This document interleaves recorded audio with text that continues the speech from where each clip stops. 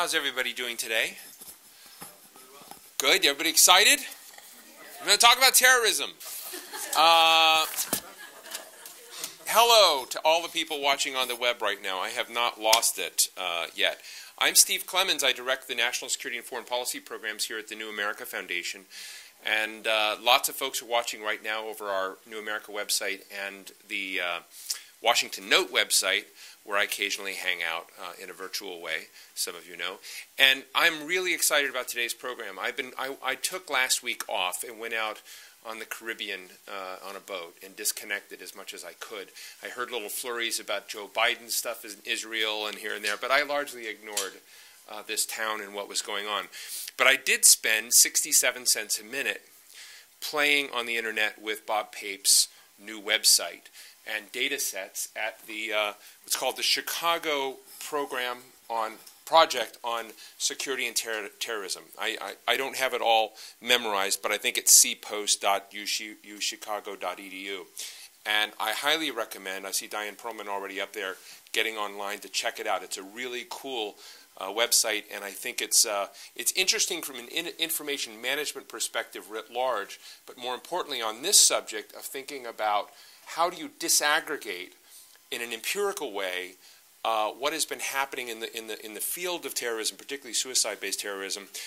Think about it. I was at a dinner last evening, and it being a pretty boring dinner, unfortunately, with the woman who was the ambassador for global women's rights or something, I think, Ambassador Verveer. She went on a little bit long, but I began whispering at the table about Bob Pape to someone from CNA, from what was the Center for Naval Analyses. And he was talking about your previous book to this one, which I think was Dying to Bomb or Bombing to Win. Dying to Bomb, not dying. Bombing to Win. And how the military became entranced with Bob's empirical research of showing the ineffectiveness and just puncturing a lot of the myths that had been held from a very empirical base. And this is why I've fallen in love with Bob Pape. And of course, he is author of Dying to Win, The Strategic Logic of Suicide Terrorism. He sort of made his own marketplace. He's sort of, you know, the McDonald's guy in terrorism. And here today we have it in a topic, Afghanistan and the Rise of Suicide Terrorism. Robert Pape, who of course is a professor of political science at the University of Chicago. He has an outstanding program that has been funded by the Carnegie Corporation of New York, and which we're very pleased to be partnering on a lot of fronts, particularly with a conference scheduled for September 21st, a big major policy forum that we intend to hold in the United States Senate on a whole set of aspects of international security, military organization, terrorism, and whatnot. And so please introduce give a round of applause to my partner in crime, Bob Pape, and I'd also like to recognize Chris Preble. Is Chris still here? Yes, he is. Chris Preble of the Qaeda Institute is our other partner in this project that will be taking place in September. Of course, Chris heads Defense Policy Studies at the Qaeda Institute. It was a founder, really the lead founder, of which I was a co-founder of the Coalition for Realistic Foreign Policy, and one of the smartest guys in the room, as they said about the Enron folks. But without further ado, Bob Pape. Thank you very much. Well, I'm really delighted to be here today, and I first met, actually, Steve and Chris when my first book on terrorism came out a few years ago, and as you'll see in just a moment, there's a whole new wave of research, a whole new project. There'll be a new book that's going to come out in September, but as this was coming to together, it just suddenly occurred to me, well, of course what I want to do is bring this to Washington, and so who were the two smartest people I knew to help me do that? They were Steve and Chris, and they really have been tremendously helpful already, and so it really is just terrific, and I'm glad to be here today, and I've really been delighted to be involved in more and more activities with both New America and Cato, and I expect that that's going to go on at least for a bit further. But the second reason I'm glad to be here is because I believe that we're very soon going to be revisiting our decision to have the surge of new troops into Afghanistan. Undoubtedly, you've already started to notice that the tension between having 100,000 American troops in Iraq and 100,000 troops in Afghanistan at the exact same moment is already beginning to create problems. You've undoubtedly also noticed this little problem we now have in Yemen, you know, so that we have Iraq, Afghanistan, and now we have yet another problem. So as we look forward, I think it won't be long before we revisit that. And I think that the folks in Washington obviously are going to be very important, and the folks at New America and Qaeda are going to be very important as we go forward with those discussions. And so today, what I'd like to do is I'd like to talk about Afghanistan and suicide terrorism, but I'd also like to do it in a broader context. Not just, I will come to Afghanistan, please believe me, but I want to give you a broader context to help you understand what is happening in Afghanistan and why. And I'll also talk about our new research on suicide terrorism along the way. Suicide terrorism has been rising around the world, but there's great confusion about why. Since many of the attacks, including 9/11, have been perpetrated by Muslim suicide terrorists, many have presumed that Islamic fundamentalism must be the obvious central cause. This presumption has fueled the belief that future 9/11s can be avoided only by wholesale transformation of Muslim societies, which was the key reason for broad public support for our invasion of Iraq and now our escalation of troops in Afghanistan. However, this presumed connection between suicide terrorism and Islamic fundamentalism is misleading and has been encouraging domestic and foreign policies likely to worsen our situation. As Chris just mentioned, I've been in the business, Steve just mentioned, I've been in the business of collecting data on suicide attacks. You see, shortly after 9/11, I had a second surprise. The first, of course, being 9/11, but the second surprise was that we had no good database on suicide terrorist attacks around the world. And so I, as a professor at Chicago, was being asked all these questions about the causes of suicide attacks. And I just naturally thought, well, the right way to answer some of those questions is with data. But it turned out that, yes, we had really great data from Israel about who was attacking Israel with suicide attacks. And yes, we had some great data on ordinary terrorism. Turns out our State Department collects data on global patterns of ordinary terrorism. It's done in Monterey, California, which feeds data on ordinary terrorism attacks into the State Department, CIA, DIA, etc. But we actually had no comprehensive data on suicide attacks. And so I found myself putting together what became the first complete database of all suicide terrorist attacks around the world. First from 1980, the first version went to 2001, then to 2003, and now we've updated it through the end of 2009, and we do this on a continuing basis.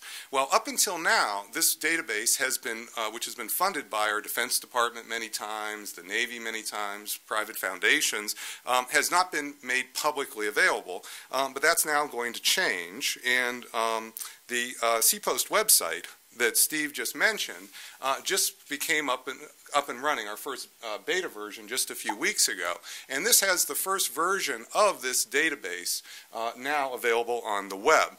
And what I want to do, and I hope you'll all find a chance to kind of play with it, is just show you some of the things that are in the database. And the first version of our data is just for the first 20 years, 1981 to 2001. We'll be adding new years every single month, actually. It's a little bit complicated to make sure that the database doesn't crash as we do so, because you'll see we've created it in a way that the variables can be interacting with each other. But let me just give you an example. So you can go to the database, and let's say you want to search. You can search a whole variety of different ways. Read some of these so that people... Right, so I hope you can see that you can search by, say, campaign. And I'm going to pick a campaign that you're probably going to be very interested in, say the Palestinians versus Israel campaign. And I'm just going to go ahead and search the database. And what you see is in those first 20 years, from 1980 to 2001, there were 53 completed suicide terrorist attacks. But our database allows you to do more than that. You can actually go to each individual attack, and you can view the details of each individual attack. And as you do, you can scroll down, and you can start to see, oh, okay, I find out not just the date of the attack, how many people were being killed, but the name of the suicide attacker, socioeconomic data about the suicide attacker, the education level of the suicide attacker, and then notice something else that's important, the sources. So our database, the reason it's been funded so generously by the government is because it's not built on anonymous internet chat room or uncorroborated data. Every single data point in our database is verified by a minimum of 2 sources. This, as you see see 4 sources, and very soon, in about 2 months, you'll be able to double-click on each of those sources and actually read the hard copy for yourself underneath. So you'll have, because one of the big questions with databases on the web these days is how good is the data, right? Well, we're actually going to be able to provide that for you in great detail, and we already, and that also, now you understand why it's a little complicated to put each year on, because we have so much data as we put it on. But you can also do much more with this database. So for instance, you might be interested in starting to interact things like, say, target type. You might want to know what type of target was being hit: security target, political target, military, civilian target. And you might also be interested, so if we were to go back to just show you one more feature here, you might just be interested to say, well, okay, I'm not just interested in campaigns, I'd like to know things about the suicide attackers overall. And one of the questions a lot of people have has to do with female suicide attackers. So you could just go, click on female, and again, this is just for the first 20 years of the database, and voila, there were 42 female suicide terrorists in that first 20-year period. And this is always something that journalists always get surprised about, because it always seems to them every time there's a new female suicide attack that this is a new phenomenon that hasn't really been around before. But you can also interact this by year, and you can see that, oh my gosh, from the beginning, in the early 1980s, there are quite a few female suicide attackers. And if you go through and view details, you can find out their names, their ages, their birthplaces, all the kind of socioeconomic data you might like about those folks. And so there's lots of ways to use this database for research purposes, for policy purposes, for the media. And as I said, it'll be coming, it'll be brought up to date in just the next few months. And so what I'd like to do now is just kind of come back and talk to you about the database, telling you what is in the data. And I want to do it in 2 parts. First, I want to tell you about the database from 1980 to 2003. That's the world of suicide terrorism before the Iraq War. Then I want to tell you what happened from 2004 on. Think of that as the post-Iraq database to see what's been happening with suicide terrorism around the world in the last 5 or 6 years. And so what I want to do first is just talk about that first 24-year period of time from 1980 to 2003. And the striking thing about the data is that the relationship between suicide terrorism and Islamic fundamentalism is not as strong as many people think. During this first period, there were 315 completed suicide terrorist attacks. The world leader is not an Islamic group. They're the Tamil Tigers from Sri Lanka. That's a Marxist group, a secular group, a Hindu group. The Tamil Tigers in Sri Lanka did more suicide attacks than Hamas or Islamic Jihad. Further, at least 30% of all Muslim suicide attacks were by purely secular groups, such as the PKK in Turkey, which is, again, another Marxist, read anti-religious suicide terrorist group. And in case you're wondering, the PKK is still in the business of doing suicide attacks. Last May, I went to Ankara to give a talk at Bilkent University, and in the very room where I went to give a talk the day before, there was an attempted suicide assassination of a Turkish government minister, which actually fortunately failed. So wounded the bomber, but not, it was a woman bomber, by the way, but did not hurt the minister. And actually, you might also be interested to know, it actually brought more people to the talk. You had to come in with metal detectors and so forth, but a lot of folks were very interested in the talk after that point. But during this first period, notice that at least 50% of all suicide attacks are not associated with Islamic fundamentalism. Well, instead of religion, what nearly all suicide terrorist attacks have in common is a strategic political purpose to compel a democratic state to withdraw combat forces. I don't mean advisors with sidearms, I mean tanks, fighter aircraft, and armored vehicles from territory the terrorists consider to be their homeland or prize greatly. From Lebanon to the West Bank to Sri Lanka to Chechnya to Kashmir, every suicide terrorist campaign where there's been a series of attacks has been driven by a strategic goal to compel a democratic state to withdraw combat forces that are threatening territory that the terrorists prize. This pattern does not quite account for every suicide attack during this period. It does account for 95% of all the suicide terrorism that we've experienced. And let's just look at a table that puts together that 95%. These are the 9 disputes that comprise the 95% of the suicide terrorism that occurred in that first period from 1980 to 2003. And if you just let your eye move down the list, you can see that the central objective in every suicide terrorist campaign was to compel a democracy to withdraw combat forces from territory the terrorists prize. Let me talk about Lebanon. Hezbollah is a case that most of you I'm sure will know about. In June 1982, Hezbollah did not exist. In June 1982, Israel invaded southern Lebanon with 78,000 combat soldiers, 3,000 tanks and armored vehicles. 1 month later, Hezbollah was born. Then, and we're still not quite sure why, but Hezbollah began to experiment with suicide attacks over the course of the next year.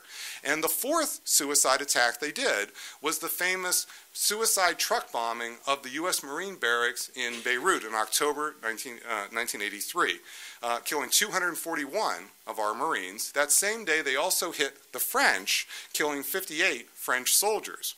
And a few months later, Ronald Reagan, no pacifist, decided as a result of that attack and fearing more to withdraw all American combat forces from Lebanon.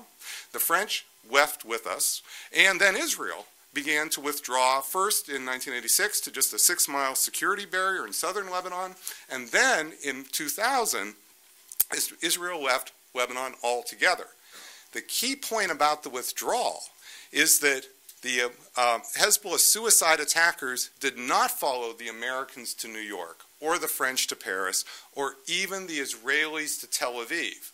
Since Israel withdrew in May 2000, there has not been a single Lebanese suicide attack. Not a single one. Even during the summer of 2006, during that 3-week war between Israel and Hezbollah, where you might think, oh, if this is just a bunch of Islamic radicals looking for any excuse to get a quick trip to heaven, that war should have been it. And we should have been seeing hundreds of suicide attacks, but we did not. And so that pattern that I just described to you, both the onset and the ending of suicide attacks, notice how it does not correspond to Islamic fundamentalism.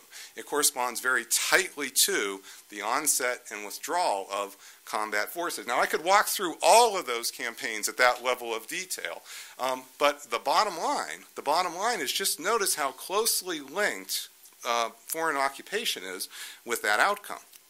Al-Qaeda fits the pattern. Since Al-Qaeda's suicide attacks began in 1995, Al-Qaeda's core strategic logic has been to compel American and Western combat forces to leave the Arabian Peninsula.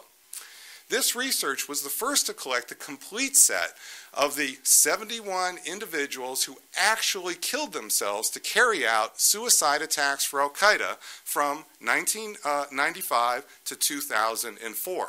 Of those 71, we know the names, nationality, and other socioeconomic data of 67. And as you can see, the largest number, 34, come from Saudi Arabia, the large majority from the Arabian Peninsula, where the United States first began to station combat forces in 1990. It's important, even when I come to an expert audience, to underscore that 1990 was a watershed year in our military deployment to the Arabian Peninsula. Yes, before 1990, the United States had a few hundred advisors with sidearms, mostly Marines standing in front of embassies guarding them, but no tanks, fighter aircraft, or armor units going all the way back to World War II. 1990 was a watershed year in our deployment. We went to get Saddam out of Kuwait. After we succeeded, we didn't make a decision to just stay permanently. We just never left. And Al-Qaeda's suicide attacks start 5 years later in 1995.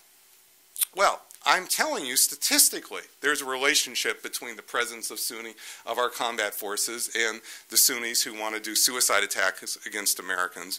But let me, rather than just have me talk more about this statistically, let me show you this with the words of the 9/11 hijackers themselves. We now have the martyr videos of the 9/11 hijackers, which have been released by Al-Qaeda in the last few years. And what I'd like to do is show you 4 of the 9/11 hijackers speaking to you, and also show you 2 of the July 2005 7/7 bombers from London, so that you can see 6 of the most notorious Al-Qaeda suicide attackers, their last video wills, and let you hear for yourselves what their reason for doing the suicide attack was. And let me just say, what you're going to see first is one of the 7/7 bombers from London. He will speak to you in English. Then you'll hear the 4 9/11 hijackers. They'll speak to you in Arabic, but we've subtitled the Arabic so you can read it in English. And then we'll come back and finish with the final 7/7 bomber.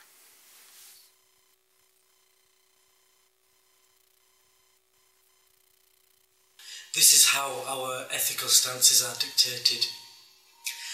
Your democratically elected governments continuously perpetuate atrocities against my people all over the world, and your support of them makes you directly responsible, just as I am directly responsible for protecting and avenging my Muslim brothers and sisters. Until we feel security, you will be our targets, and until you stop the bombing, gassing, imprisonment and torture of my people, we will not stop this fight. We are at war and I'm a soldier. وأقول للقيادة الأمريكية إن أرادت سلامة جيوشها وشعبها فلتسحب جميع قواتها من بلاد المسلمين ولتخرج من جميع أراضيهم، وإلا فلتنتظر الرجال ولتجهز توابيتها وتحفر قبورا لأبنائها ولتستعد لأن تذوق الويل والوبال القادم على قياداتها وشعبها بإذن الله. وإن من المصائب العظام التي أصيبت بها الأمة الإسلامية هي احتلال بلاد الحرمين من قبل الجيوش اليهودية الصليبية وعلى رأسها أمريكا. وإن هذا الاحتلال أكبر خيانة وكارثة في تاريخ الإسلام، فلم تغز جزيرة العرب مثل هذه الجيوش الأمريكية الجرارة التي تمخر أساطيلها بحار الجزيرة وتظلل طائراتها سماء المنطقة وتدب فيالقها فوق ترابها. أسألكم بالله تعالى ماذا يجري اليوم في بلاد المسلمين؟ احتلال واضح لا غبار عليه، وأنتم أيها العلماء تقولون هذا وتقرونه حتى لبلاد الحرمين. كيف لا ونحن قد دهمنا في بيت ربنا ومسجد نبينا وقبلتنا ومقدساتنا واحتللنا من قبل اليهود والنصارى، وهي أعظم مصيبة بعد مصيبة وفاة الرسول صلى الله عليه وسلم. ومما يزيدها عظما أن هذا الاحتلال تم بالتعاون مع الحكام المرتدين. وجزيرة العرب منذ أن خلق الله صحراءها وحفها ببحارها لم يدهمها مثل هذا البلاء قط، فإنا لله وإنا إليه راجعون. وما بلاد الحرمين فيه من احتلال وتردي هو مخطط من اليهود والنصارى، وعلى رأسهم أمريكا دمرها الله، التي ما نزل بالإسلام والمسلمين من مصيبة إلا كانت سببا فيها. What you have witnessed now is only the beginning of a series of attacks which inshallah will intensify and continue until you put all your troops out of Afghanistan and Iraq, until you stop all financial and military support to the US and Israel, and until you release all Muslim prisoners from Belmarsh and your other concentration camps. And know that if you fail to comply with this, then know that this war will never stop, and that we are ready to give our lives 100 times over for the cause of Islam. You will never experience peace until our children in Palestine, our mothers and sisters in Kashmir, our brothers in Afghanistan and Iraq feel peace. So notice that you've now seen two types of information. You've seen statistical information showing you that 95% of all suicide attacks around the world are directly in response to foreign occupation.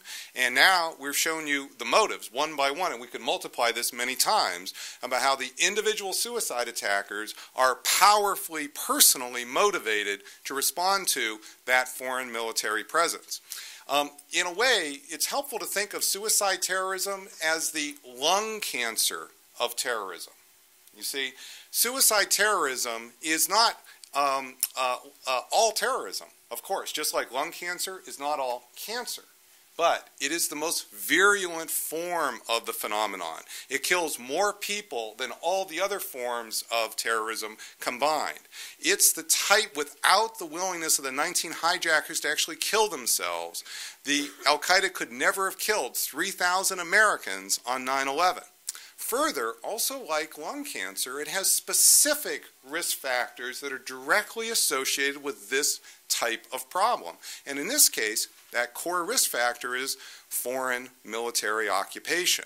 And also, by the way, like lung cancer, it took decades before we understood as a scientific community that smoking caused lung cancer. In the 1940s and 50s, there were huge debates. What's causing lung cancer? And quite a few people were trying to poo-poo the idea that smoking was the leading risk factor. In a lot of ways, we're in a similar position here with suicide terrorism. There was a tremendous amount of ambiguity about what causes suicide terrorism, and now we're getting large amounts of data to actually try to figure out what does and doesn't cause it, and we're seeing one particular risk factor. But now, what does this mean, though, in terms of approaching this for the future? Well, if occupation is causing suicide terrorism, then the more occupation, the more we should see suicide terrorism. Well, now let's look at suicide terrorism around the world in the last 5 years since we've occupied Iraq. Whoops, just 1 second. And what you see in the last 5 years is a tremendous explosion of suicide terrorism around the world. In the first 24 years, from 1980 to 2003, there were only 300 completed suicide attacks. Since 2004, over 1,800. And again, each of these double confirmed.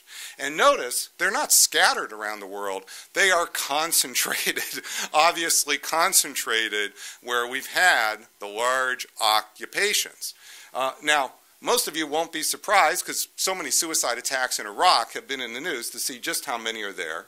And you won't be quite so surprised to see now Afghanistan is exploding. That's a good reason why you probably came to today's talk, to find out why. But what I want to call your attention to is just notice what this means, that we now have over 2,100 confirmed suicide attacks around the world since 1980, and how over 98% are now directly associated in response to foreign occupation. For this pattern to be wrong, our team would have had to have missed not just 5 suicide attacks somewhere around the world, and not just 50. There would literally have to be hundreds of suicide attacks occurring somewhere around the world that we do not have on this chart. And I don't mean that we've undercounted in Iraq. I mean they would have to be occurring in countries not on this chart: South Africa, Brazil, Sweden. And I can't tell you for sure that we've got every single one, although I don't think our team has actually missed more than a handful. But what I can tell you is I don't think it's likely we've missed hundreds. I don't think it's even likely we've missed 50, because you yourselves would know that. This is powerful confirmation for the strategic logic of suicide terrorism. Second point to notice is just how many of these are now anti-American suicide attacks. In that first 24-year period, you'd be hard-pressed to even count 10% of the suicide terrorism occurring around the world as anti-American inspired. Today, over 90% of the suicide attacks around the world are anti-American inspired. This is tremendously important. This is not a healthy pattern for Americans and for America, and something I'll talk about more in just a moment. In other words, this is a problem not because suicide terrorism is occurring over there. Okay, that was also true before 9/11. The key dots we weren't connecting before 9/11 were Kenya, Tanzania, Yemen. These are the dots that are occurring now. The suicide terrorism over there, which is anti-American inspired. This is simply not a healthy pattern for our security. Now, let me talk about some of the cases in detail. First, Iraq. And the key thing to notice about Iraq first is that this is a prime example of the strategic logic that I just told you about. Before our occupation of Iraq, Iraq never experienced a suicide attack in its history. Since then, suicide terrorism spiked up, right? And then notice the pattern. It came down. The key year, the high year, the peak was 2007, and then it came down in two steps. First from 07 to 08, and then from 08 to 09. Well, why is that? What caused the decline? Well, the first thing you need to know about suicide terrorism in Iraq is that it's all Sunni. It's all Sunni. To this day, we don't have a single Shia or Kurdish suicide attacker. Now just think about that for a moment. Because if suicide terrorism is supposed to be a function of Islamic fundamentalism, and we have 60% of Iraq is Shia, okay? We have Iran, nearly 100 million people, Shia, okay? Obviously heavily infused with Islamic fundamentalism. Notice how we have no Shia suicide attackers in Iraq. So what's happening? Why is it that the Sunni terrorists were doing it? Well, they were the group that felt the most oppressed by our military occupation because they're the group that got the worst deal in the process.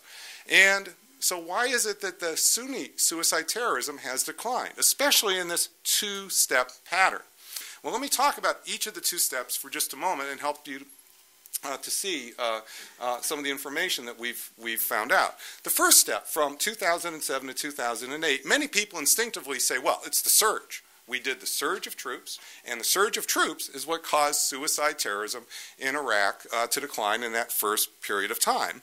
And let's talk a little bit about that period. So first, let's just look at some numbers. From September 2006 to September 2008, this is the window of the surge. And let's look at the U.S. and coalition numbers together. How many are actually in Iraq during this period? And these are the DoD numbers. And you'll notice that we actually have slightly fewer troops during the surge. Well, how can that be? That's because as we were putting in 20,000 ground troops, our allies were leaving faster. We have to remember, this is the period where the Spanish, the Italians, South Koreans, they're pulling out in droves. And so what we're doing with the surge is essentially backfilling for our allies leaving. But what about Anbar? That's the Sunni triangle where the Sunnis live. What happened there? Maybe the surge mattered because we took our extra 20,000 troops and we poured them into Anbar.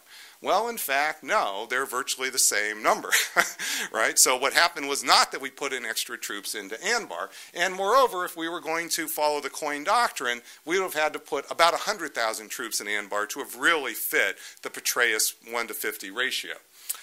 What actually changed during this period in Anbar was not the addition of U.S. troops, it was the sons of Iraq. What happened during this period is we put terrorists on the payroll. We paid terrorists who were trying to kill us $300 every month to stop killing us. And that number went from 5 to 100,000. And that produced a powerful outcome because it turned the tide tremendously in Anbar. Did that create an army for the United States to go and defeat the terrorists on our own? No, they did not become our employees. They did, however, gain security for themselves, both against us and against the Shia-dominated central government, which played a tremendous role in helping them to believe that, in fact, the occupation wouldn't be so bad. There would be limits to how powerful or how much they would have to deal with under the occupation. And that played a tremendous role in reducing suicide terrorism. Then, in the next year, starting in the fall of 2008, what did we do? We signed a whole series of agreements to withdraw our combat forces from Iraq. First, to pull back from all the cities in Iraq, and then to withdraw our troops from Iraq. And in case you're wondering, we're actually on schedule in all of those ways. So that what has happened is that in both steps, we've fundamentally changed the occupation of Iraq. First by empowering local Sunnis to be able to secure themselves, and then by withdrawing from the country. And that's why it's terribly important to continue the withdrawals. And the combination of those two factors has led suicide terrorism in Iraq to decline by over 85% in the last 2 years. That's quite an accomplishment by any standards.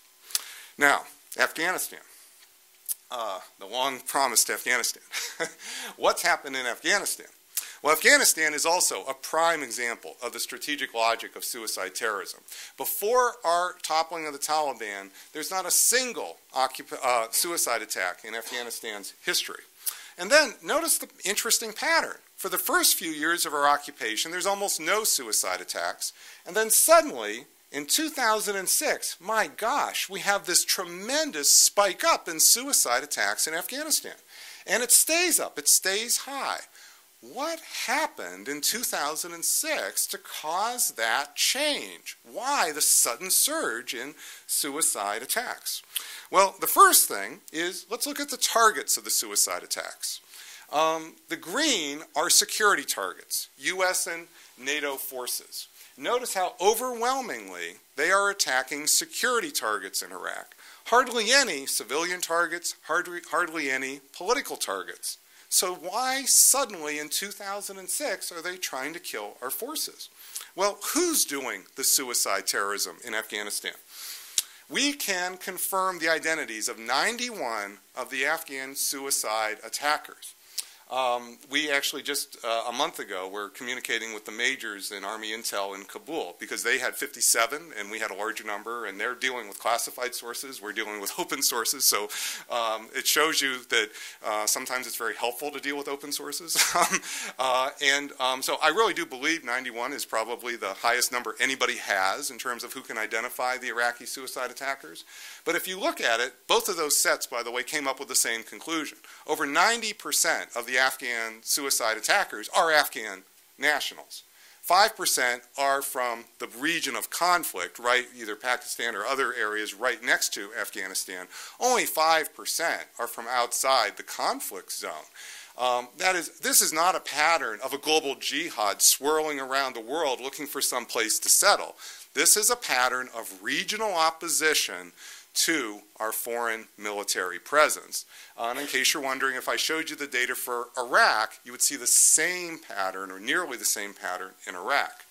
But still, what happened in 2006 to cause Afghans to want to kill American and Western forces in Afghanistan? Why? What happened?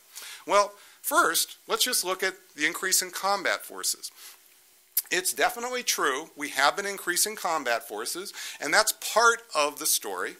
And notice how, even though we had a big debate last fall about the Afghan surge, another increment in the escalation, notice how this is just the latest in our series of step-by-step escalation of combat forces in Afghanistan. In the last 4 years, we've escalated forces at least 20,000 each of those last 4 years. So this is actually nothing new. We have been building here pretty much steadily, as you can see, from about 2005 on. But this is really only part of the story. You see, the key thing that you need to know to understand what happened in 2006 is that for the first few years of our occupation, we were only occupying Kabul. We not only had small numbers of troops, they were limited to the defense of the capital city. It's only in October 2003 that the UN gave us a mandate to occupy the rest of the country. And that's when ISAF, that's the International Security troops, U.S. and Western European troops, developed a plan to occupy the rest of the country. And as a good military organization, they had a brilliant plan. The first stage, 2004, they were going to go north, our friends, the Northern Alliance. The next stage, go west, more friends. And then, late 05 and 06, what do? We go to the south, the east. These are the Badlands. This is the Pashtun areas. So that what happened is, in 2006, we occupy the Pashtun homeland, and what do we get? Not just Afghan suicide attackers, they're Pashtun suicide attackers. We have no Tajiks, we have no Uzbeks. These are Pashtun suicide attackers attacking our troops who are now on their homeland. And if I showed you what happened in Pakistan, you would see there's a lag of about 6 months, but you would see that about 6 months later, you get a large amount of suicide terrorism just on the other side of the border as the Pakistani army, under our pressure, is occupying the Pashtuns from their side of the border. So that what's essentially happened here is that as we've increased the occupation of Afghanistan, we have increased suicide terrorism tremendously. If we want evidence that occupation matters, you should just go and read McChrystal's own report. You'll find in McChrystal's report direct evidence from him that we are widely viewed as foreign occupiers. That's why the collateral damage and our willingness to kill civilians matters to him so much, reason number one. But also, we're widely viewed as backing an illegitimate government. And this is true, by the way, this is true before the August election of last summer. We are widely viewed as backing Karzai, who's illegitimate. And how can that be? Didn't we have an election in 2004? Why is that? The reason goes back to the constitution that we installed in Afghanistan in January 2004. Most of you probably know that we have had elections in Afghanistan. What you probably don't know is that constitution also has some very interesting features. It is a winner-take-all constitution with respect to the presidency. There's no check and balance system in the Constitution. The president has virtually all the powers of the central government, not balanced by the parliament or the Supreme Court, which is why last summer Karzai isn't dealing with those other institutions as he's having his problems with the election. They simply don't matter according to the Constitution. We have those features, but they don't limit Karzai's power.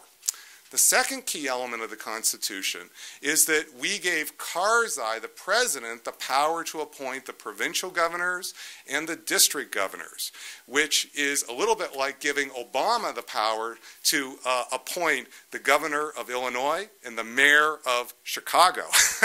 This is a powerful, powerful tool, and you can imagine in a society that's never had a strong central government, okay, what happened when we installed that Constitution is we fundamentally shifted authority lines inside of that society, which is why so many local folks see us as backing an illegitimate government that's illegitimately doing things in their backyard.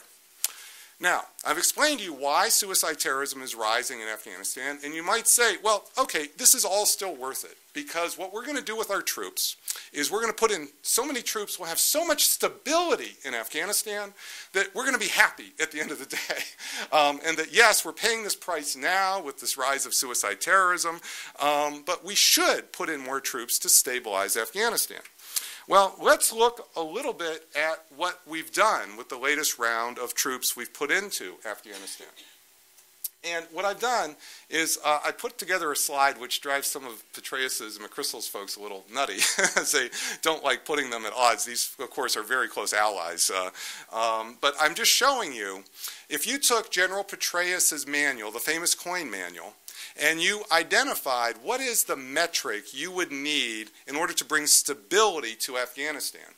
He identifies a key ratio, 1 counterinsurgent troop for every 50 of population.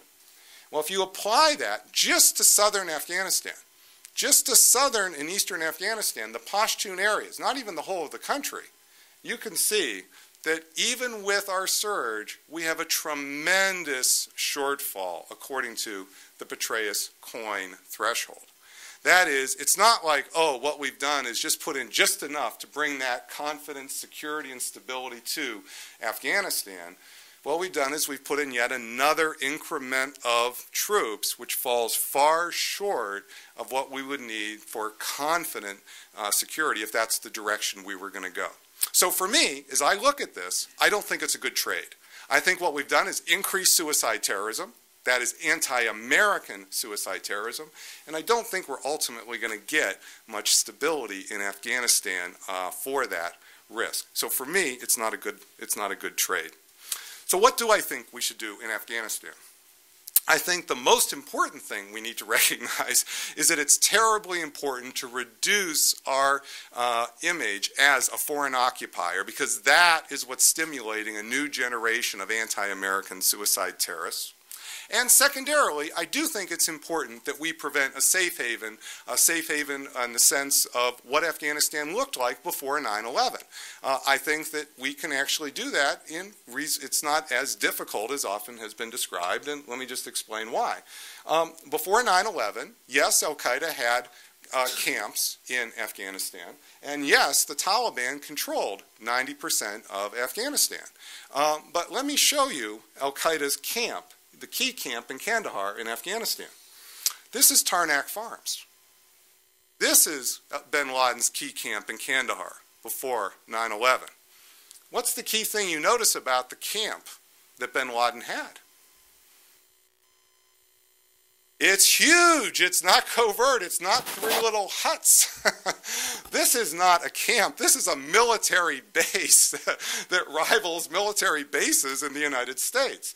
I'm sorry to say, a lot of the folks on the Democratic side of the House don't like to see this sort of a picture, because as soon as you see this picture, by the way, taken with spot technology, this isn't even our the classified resolution, you see immediately that, my God, after you've had Kenya and Tanzania, and after you've had the coal, the last thing we should be doing is having an enemy who's killing us have a camp, a base like that.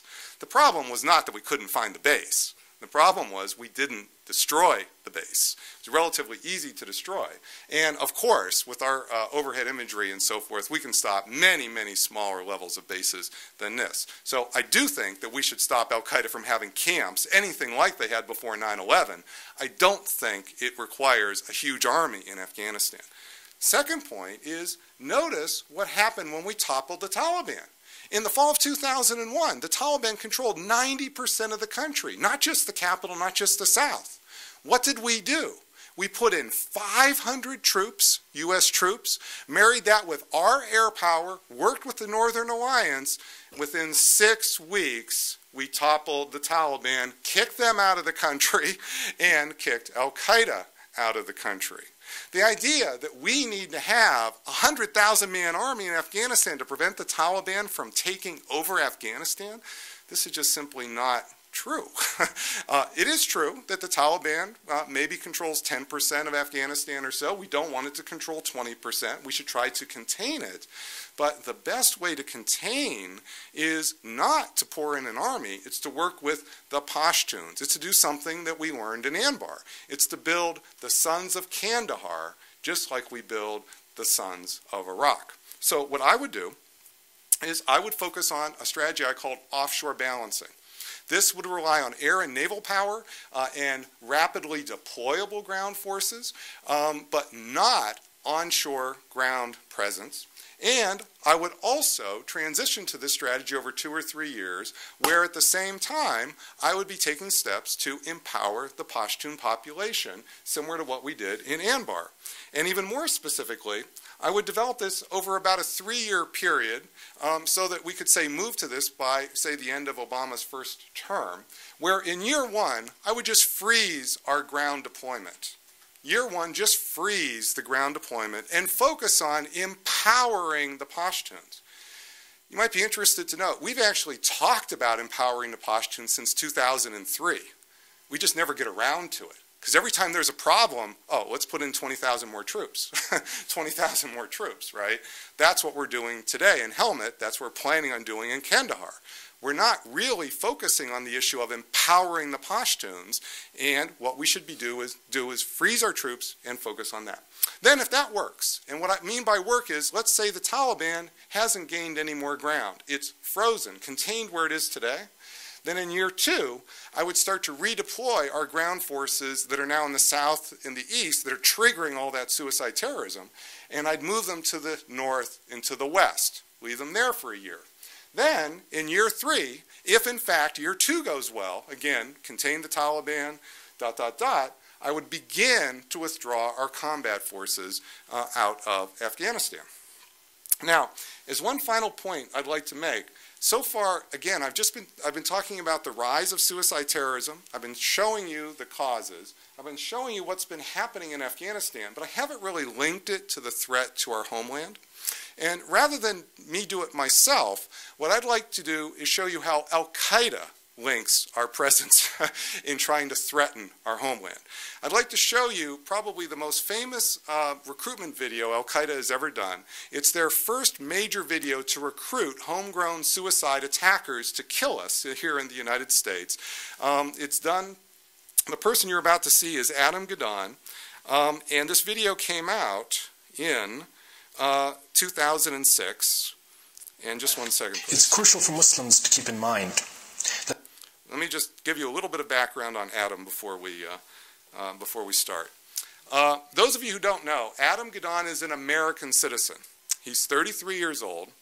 He was born in Riverside, California. His name is Adam. His father was Jewish. When the family was young, the family converted to Christianity. Then Adam, as a teenager, became a Muslim. Since 1998, he's been living with Osama either in Afghanistan or in parts of Pakistan. He is the poster child for recruiting homegrown suicide terrorists to kill us. He's been on numerous videos here from Al-Qaeda. This was his first coming out video. This is the video where he first showed himself, and this came out in the summer of 2006, and let me just play the whole video so you can see how Adam is trying to recruit terrorists in the United States to kill us. It's crucial for Muslims to keep in mind that the Americans, the British, and the other members of the coalition of terror have intentionally targeted Muslim civilians and civilian targets, both before as well as after September 11th, in both the first and second Iraq wars, as well as in their forays into Somalia and the Sudan and Afghanistan, just to give you a few examples. And they've done this with the support and backing of their populations and electorates. I mean, even if there have been some feeble protests scattered here and there in the West, chiefly against the latest war in Iraq, all the same, the governments which started these wars have been re-elected by a majority of the popular vote. In their aggression against Afghanistan, which for Westerners and their mercenary sympathizers is the least controversial of Bush and Blair's terrorist wars, they have targeted civilians for assassination and kidnapping. They kidnapped any non-Afghans they found and shipped them off to Guantanamo or worse. Many were handed over to the American and British-backed despotic regimes of the Islamic world to be brutally interrogated. And with the blessing and support of that notorious Afghan killer, Hamid Karzai, they've murdered thousands of Afghan civilians as they slept in their beds, traveled on the roads, attended weddings, and prayed at the mosques. I know they've killed and maimed civilians in their strikes because I've seen it with my own eyes. My brothers have seen it. I've carried the victims in my arms. Women, children, toddlers, babies in their mother's wombs. You name it, they've probably bombed it. I could go on, and that's just Afghanistan. We haven't talked about American and British atrocities in the two Iraq wars. Let's take a look at the latest to be revealed. In Mahmoudiya, 5 American soldiers gang rape an Iraqi woman, and then, to hide the evidence, murder her and 3 members of her family and burn her body. And then, when our Mujahideen take revenge on the unit which committed this outrage and capture and execute 2 of its members, they're called terrorists, and Muslims are supposed to disown them or face the consequences. And I'm not saying that we should go and slaughter their women and children one by one like they did ours at Haditha and Ishaqi and Mahmoudiya and God knows where else, even if some of our legal experts have permitted that. And even if it's hard to imagine that any compassionate person could see pictures, just pictures of what the Crusaders did to those children, and not want to go on a shooting spree at the Marines' housing facilities at Camp Pendleton. But what I am saying is that when we bomb their cities and civilians like they bomb ours, or destroy their infrastructure and means of transportation like they destroy ours, or kidnap their non-combatants like they kidnap ours, no sane Muslim should shed tears for them. And they should blame no one but themselves, because they're the ones who started this dirty war, and they're the ones who will end it, by ending their aggression against Islam and Muslims, by pulling out of our region, and by keeping their hands out of our affairs. And until and unless they do that, neither forced gate-style police raids, nor Belmarsh or Guantanamo prison cells, nor the mosques and imams advisory council will be able to prevent the Muslims from exacting revenge on behalf of their persecuted brothers and sisters. So, no 72 virgins. Hardly any discussion of Islam as a religion. From beginning to end, this is an empathetic plea to respond to the plight of a kindred population under a military occupation and facing atrocities under that occupation. Notice how he's a tremendous politician. He's sort of the Bill Clinton of Al-Qaeda. He can spin the facts, but notice how underneath it, all those facts were actually true. That's why it's so difficult to defeat the enemy with just an information war, because this is the information war we're actually up against. That's why it's so important to take seriously what they believe is their best mobilization appeal, what they put forward on their best videos to try to attract volunteers to step up for suicide attacks against us. I think it's terribly important that we take that seriously and that we tailor our policies not to do whatever they want, but to achieve our interests with the minimum we need to do so that we don't provoke more terrorists than we end up killing. Thank you very much, and I'm glad to take your questions.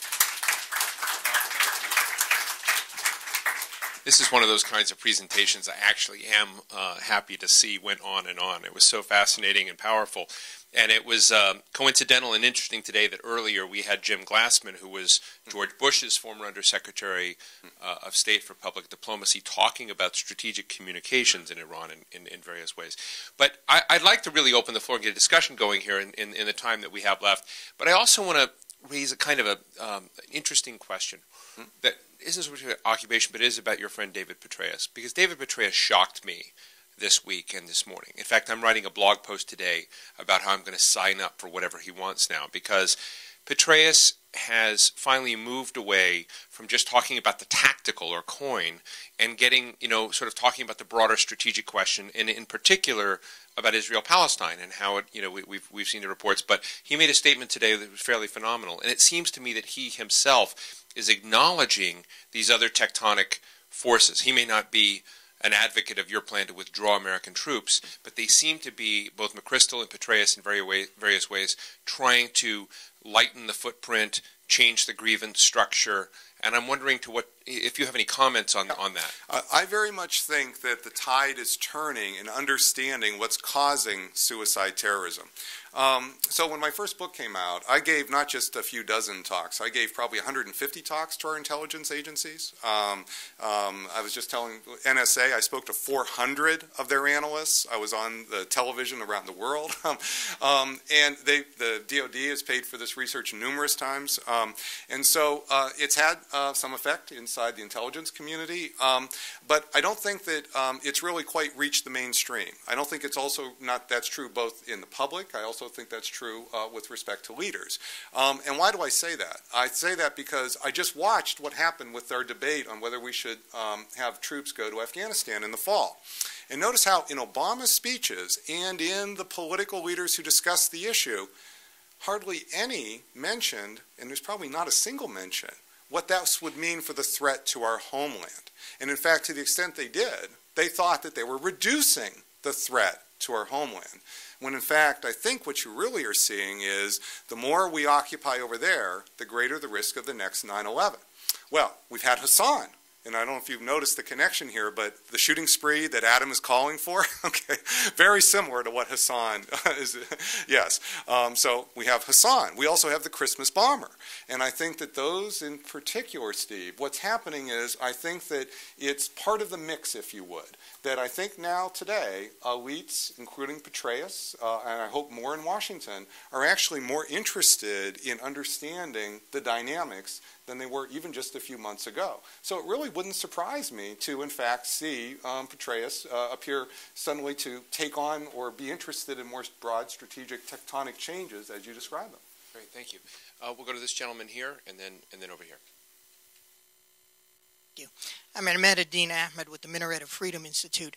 I wanted to draw your attention to some research of ours that I think complements what you've done rather well. My associate Alejandro Butel and I have submitted a paper for publication to a peer-reviewed journal in which we systematically analyze the public speeches of Osama bin Laden to count how many words are devoted to political justification, especially following this question of occupation, as opposed to how many appeal to religious justification. And the results are confirm your work, and I'll be glad to send you a preprint. Sure, you should. I would definitely appreciate that. I think content analysis like that is tremendously valuable, and I think that it's terribly important for people to realize that what you're really tracking is how the terrorist leaders want to mobilize, what they think their mobilization appeal is. You see, Osama may have some secret reason in his heart why he wants to kill Americans, but to do suicide attacks, he needs those volunteers. So he can't do it by himself. In fact, if it was just the one person, it wouldn't be a problem. So exactly how they're mobilizing and the arguments they use, this very much tells us the weaknesses of the group, and I think we should do more to study them so we can take advantage of them. Right here. My name is John O'Mara. I'm an intern at the International Center for Terrorism Studies, and I'm kind of new there, working under Yona Alexander. I'm not sure if you know him.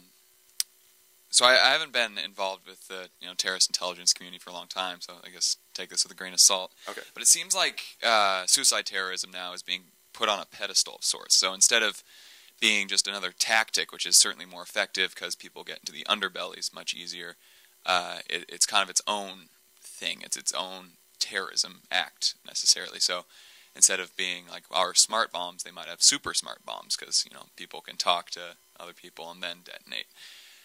So why is it now that you're taking suicide terrorism as a direct, I guess, response to militaristic occupation, and can it just be taken, say, like the 1980 or after 1983 with Hezbollah? You say that there's no terrorist attacks.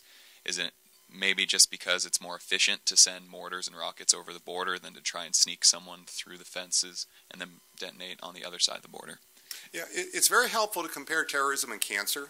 There are a lot of different forms of cancer: skin cancer, blood cancer, bone cancer, solid tumor cancer, ... But lung cancer, oh my God, okay. Anybody who knows, anybody who's gotten lung cancer, this is a whole different kettle of fish, okay, almost in every case. And also because it's so deadly. It's almost a death sentence to be diagnosed with lung cancer.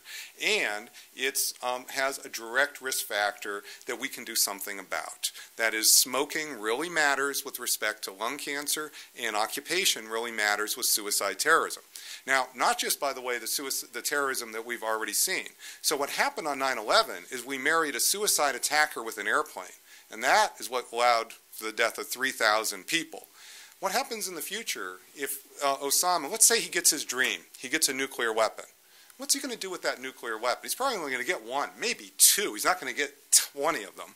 What's he going to do with that nuclear weapon? Is he really going to take this one precious asset and put it in a boat? He's going to be somewhere in Pakistan and send it 3,000 miles all on its lonesome, unescorted, okay, and hope that it's going to reach New York City, and hope when it gets there somehow it will magically go off?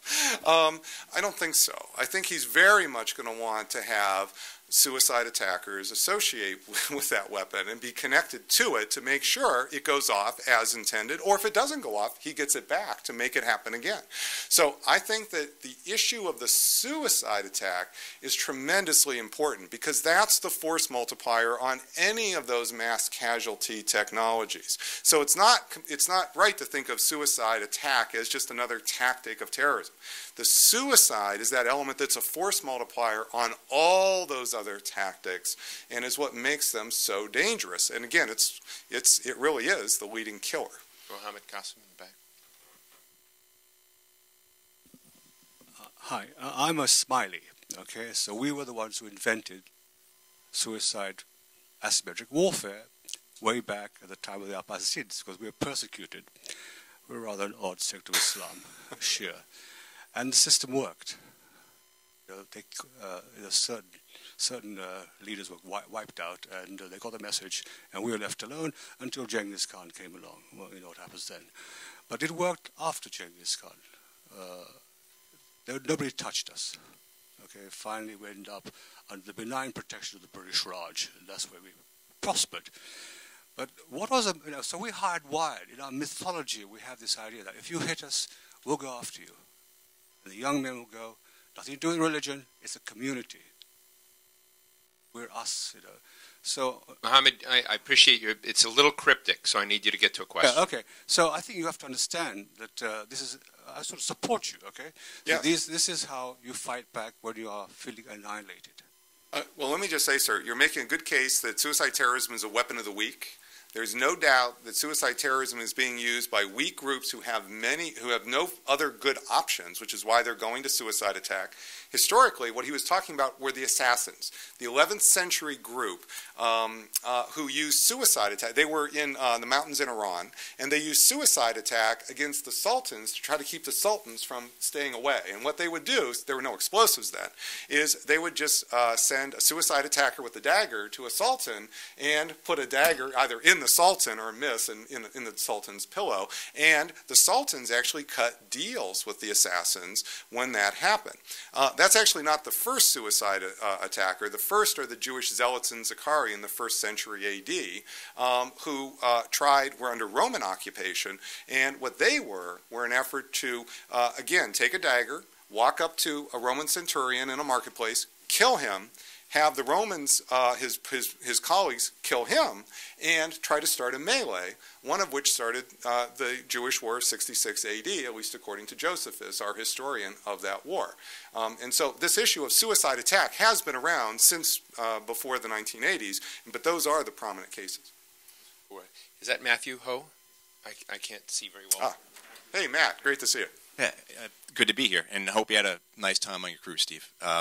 But can you give us your thoughts on what you expect to see in Iraq in the coming years, particularly if we do go through with a withdrawal, whether or not the suicide bombings will continue or whether they'll diminish or reach some plateau? Yeah, I think that, first of all, I think that our withdrawal, what I always said was that our withdrawal would reduce suicide attack probably something down about 90%. I never said that it would go down to 100. We'd be able to solve 100% of the problem that way.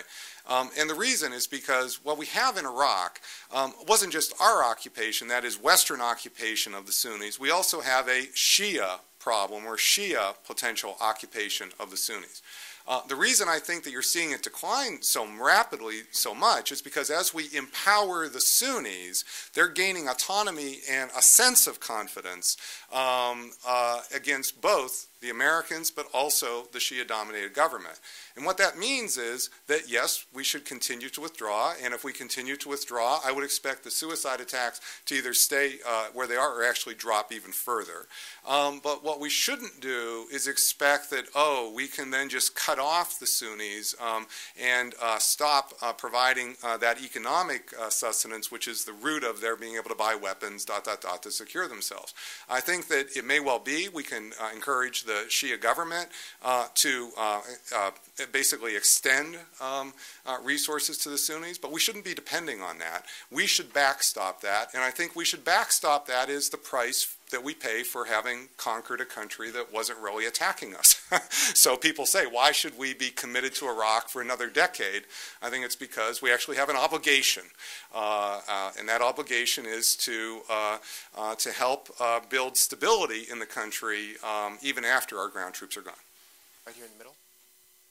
Lady right here. Well, the one in front had her hand up for a while, so we're going to have to make these questions very brief because we're running out of time. But Betsy Clark, I'm an independent consultant, and I want to ask you about the rationale for targeting civilians as a retaliation against our killing civilians. In terms of your data from 1980 on, does your data sort of support that as the rationale for targeting civilians? Thank you. Well, thank you. Yeah, we got it. Well, it's actually one of the interesting things is that suicide bombers don't always target civilians. So if you look at Hezbollah's suicide attacks, the Lebanese suicide attacks in the 1980s, there's not a single effort to attack civilians. If you look at Hamas, about half of their suicide attacks are targeting civilians. If you look at Al-Qaeda, you can see that, in fact, they're very interested, obviously, in attacking civilians. There's sort of two questions about that, which is, number one, why do the groups attack civilians sometimes and not others? And then what are the other consequences of that? Why they attack sometimes and not others, I think, has a lot to do with how they see the oppressiveness of our occupation. In the case of Al-Qaeda, if you look at bin Laden's speeches, you'll see that he plays up the fact that we're not just occupying the Arabian Peninsula, controlling the politics. What we're doing is taking the oil. We're actually controlling the resources of that culture in a really strong way.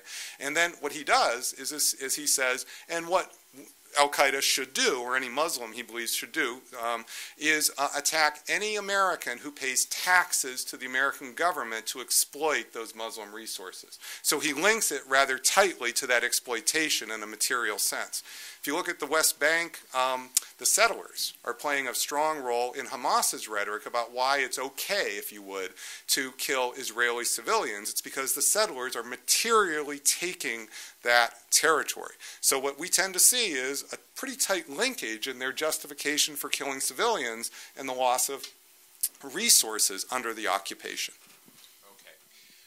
We're going to take these three here. So you, and we'll take four, but very fast, and we're going to cluster them. So okay, use your memory. But this gentleman, we're just out of time. So one question, and that's it. Go back to your earlier work about bombing from the air, and predator, suicide, fill in the blanks. You see what I'm trying to get to? Drone attacks. Yep. We'll just we'll come back. Yep. This lady here. I'm Sahar Khan with CSIS. You mentioned an information war that's going on. How do you think that we should counter this information war, especially when people like Adam pepper their statements with facts, essentially? Okay, and right here, and there was one other. Yes, okay. Your presentation makes a strong case for a light U.S. Footprint, and particularly how easy it is to motivate activists or extremists when it's an occupation force, a national identity issue. What I'm asking, some of the terrorist actions, however, involve not just American citizens, but citizens within Iraq or citizens elsewhere. And so it's not, I'd like to address that issue, yes. Okay, very good. This lady right here. I just have a quick question on the slide you had about the nationality of Al-Qaeda related suicide attacks. You made a convincing point about why Saudis were overrepresented among the nationalities, but why do Moroccans come second? How would you explain that? Morocco? Oh, yes. About 10, 12 Thank you. Okay. Just to take them in the reverse order, the Moroccans are transnationals. They're not coming from Sunni countries where we station combat forces. However, Morocco, along with Egypt, is the biggest recipient in the Arab world or the Muslim world of our international aid. They qualify, especially Morocco, as the quintessential repressive U.S.-backed Muslim regime. So when you hear bin Laden complain about us backing authoritarian regimes that are imposing solutions and preventing democracy, Morocco is right up there. So that's it's not directly occupation, but it is our control or influence in their government. In terms of attacking the civilians, say in Iraq, Zarqawi explained the logic in his famous letter to bin Laden in January 2004. You can read it online. He said that one of his variants of his suicide attacks was going to be to try to stimulate a civil war. He wanted to try to stimulate so much chaos inside of Iraq through a civil war that would in fact lead to the end of the occupation, ... And so that's why he was targeting civilians. Then we have the drone attacks, where drone attacks sort of, don't they lead us to the same place because they also kill people? If you did literally kill as many people with drone attacks as you do with ground forces, that would certainly be true. But the bottom lines are not that way. If you look at our ground forces, the more we have a ground army there, the more they're defending themselves, and then in the course of defending themselves, that's when helicopters, other mortar, other weapons are accidentally killing civilians, the overwhelming lion's share. Secondarily, air power doesn't bring with it that idea of controlling the governments. The government. You see, what's ultimately underneath the occupation is not just our presence and our footprint, but that idea of controlling the government. Because it's the government that controls the future of the social and political institutions and cultural institutions inside the country. So if it's Western control of that government, that's what's really tied to ground power. And my memory isn't so good. There was one more, and I don't remember what his or her question was. Do you remember what was your question again? I think the timing is off. The information war would be great after we withdraw, and what I'm fear is we'll forget about it after we leave, right? So we're trying to do it at exactly the wrong moment. Well, Bob, thank you. You know, when New America Foundation was founded about 11 years ago, I got interested in the work of Peter Bergen, who's still with us. And Peter, of course, was the person who tracked down bin Laden in 1997, interviewed him when the CIA apparently couldn't find him. And Peter had been writing a little bit about basing and basing issues in Saudi Arabia, and I was interested in bases in Asia, particularly Okinawa, because in September 1995 there was a rape of a 12-year-old girl by 3 American servicemen, and the largest protests against military bases in Okinawa since 1960. Yep. And I began to think about, if you were looking as a prognosticator or sort of a soothsayer about where you would expect to see problems down the road, it was, given the history of Okinawa, which was once its own independent kingdom, linguistically and historically distinct from Japan proper, with a sense of 39 U.S. military installations on a base, it would be easy for me not to imagine suicide bombers, but Molotov cocktails, kidnapping of military dependents and others coming up over this time. And you saw similar kinds of things happening in Korea. And this is how I got into the Middle East watching business, because of Peter Bergen and looking at this. Now, while you haven't seen this happen, what was shocking, I had the opportunity around that time, because the Okinawa hosted the G7 summit, and President Clinton was going, and Deputy Secretary of State Strobe Talbot was going, and I said, are you aware of these kind of fissures in Japanese society about Okinawan identity and how they feel occupied? And there was absolutely no recognition whatsoever in our government at that level about that at the time. And while it didn't take the posture and direction you've described here, it sort of reminded me how many institutionalized blind spots we continue to have. And so I really want to pay tribute to you. It's something I've been long interested in, and thanks so much for fantastic work. And go see the C-Post website. But please give a round of applause to Bob Pape. Thank you very much. Thank you, everyone. Thank you. Nice comment.